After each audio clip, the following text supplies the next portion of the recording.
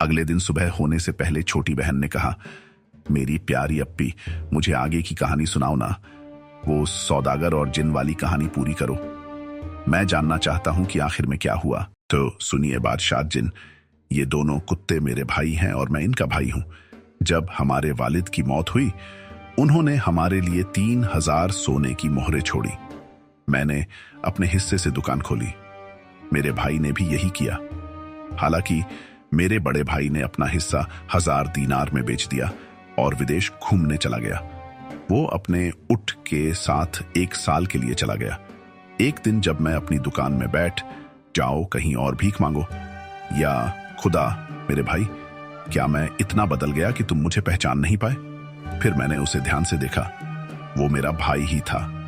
मैंने उससे पूछा कि उसकी ऐसी हालत कैसे हो गई।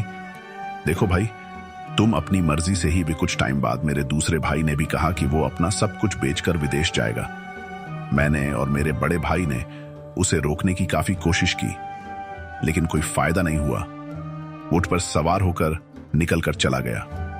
वो 1 साल बाद वापस, मैंने तुम्हें कहा था ना कि विदेश मत जाओ।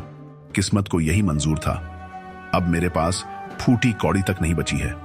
क्या करूं, समझ नहीं आ रहा। मैंने उसका ख्याल रखा और मेरे पास जो 1000 दिनार थे, मैंने उसे दे दिए। उसने दुकान फिर से खोल ली। एक दिन मेरे भाइयों ने मुझसे कहा कि मैं उनके साथ विदेश चलूं, लेकिन मैंने मना कर दिया। काफी बहस हुई। तुमने विदेश जाकर क्या हासिल तो ठीक है मेरे भाइयों, मैं भी तुम्हारे साथ सफर पर चलने के लिए तैयार हूं। देखता हूं कि तुम विदेश से कितना पैसा कमा कर लाते हो।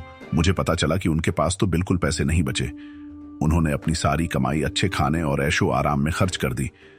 मैंने अपनी दुकान का हिसाब किताब देखा तो मुझे 6000 दीनार का फायदा हुआ था, जिन्हें मैंने आधा आधा ये 3000 हम अपने बिजनेस और रास्ते में होने वाले खर्च के लिए इस्तेमाल करेंगे। बाकी के बच्चे 3000 जमीन में गाड़ देते हैं। अगर कोई गड़बड़ हुई तो ये काम आएंगे। वो दोनों मान गए। हमने बेचने के लिए कुछ सामान खरीदा। एक महीने बाद हम एक शहर में पहुंचे जहां हमने अपना सामान बेचा। और जब हम आगे के सफर पर निकलने वाले थे तो समंदर के किनारे एक औरत दिखी जो काफी गरीब लग रही थी। वो हमारे पास आई और बोली, मालिक, क्या आप मेरी कुछ मदद कर सकते हैं? अगर आप करेंगे तो मैं आपके लिए कुछ भी करूंगी, जो आप चाहें। देखिए, मैं एक भला इंसान हूं और आपकी मदद कर सकता हूं, लेकिन बदले में मुझे आपसे कुछ भी नहीं चाहिए। बराहे करम। आज जब मैंने उसकी बात सुनी तो मेरा दिल पिघल गया और मैं उसे अपने साथ ले गया। शायद किस्मत यही चाहती थी।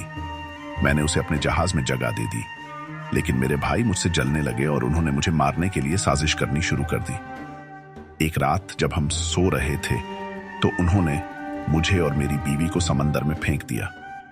नहीं, हालांकि मेरी बीवी एक परी थी, इसलिए उसने मुझे डूबने नहीं दिया और मुझे किनारे पर पहुंचा दिया। जब मैंने तुम्हें समंदर किनारे देखा तो मैंने सोचा कि ये देखूं कि तुम भला कैसे इंसान हो, अच्छे या बुरे इंसान।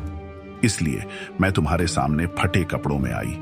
अब मैंने तुम्हारी जान बचाकर तुम्हें तुम्हारा इनाम दे दिया, लेकिन मैं तुम्हारे भाइयों से काफी नाराज हूं और अब मैं उनकी जान किसी भी हालत में लेकर रहूंगी।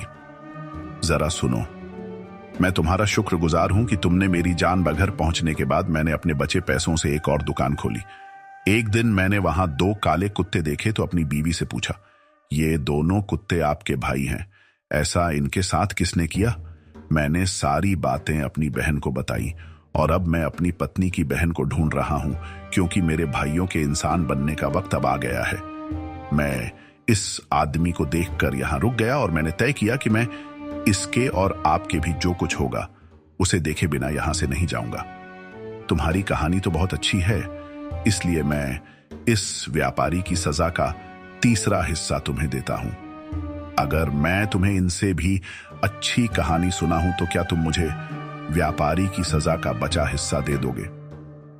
मैं वादा करता हूं। 3रे बूढ़े आदमी ने जिन को अपनी कहानी सुनाई, लेकिन वो मैं तुम्हें नहीं सुना सकती क्योंकि वो मुझे भी नहीं पता। मुझे इतना पता है कि वो बाकी कहानियों से भी कहीं ज्यादा अच्छी है।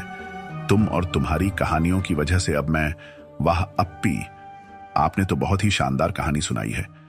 ये तो कुछ भी नहीं है अलादीन और उसके जादुई चिराग के कहानी के सामने। वो कहानी तो बहुत दिलचस्प है। अगर सुल्तान मुझे और जीने का मौका दे तो मैं सुना सकती हूं। मुझे हमारी चैनल को लाइक करें, सब्सक्राइब करें, कमेंट करना ना भूलें।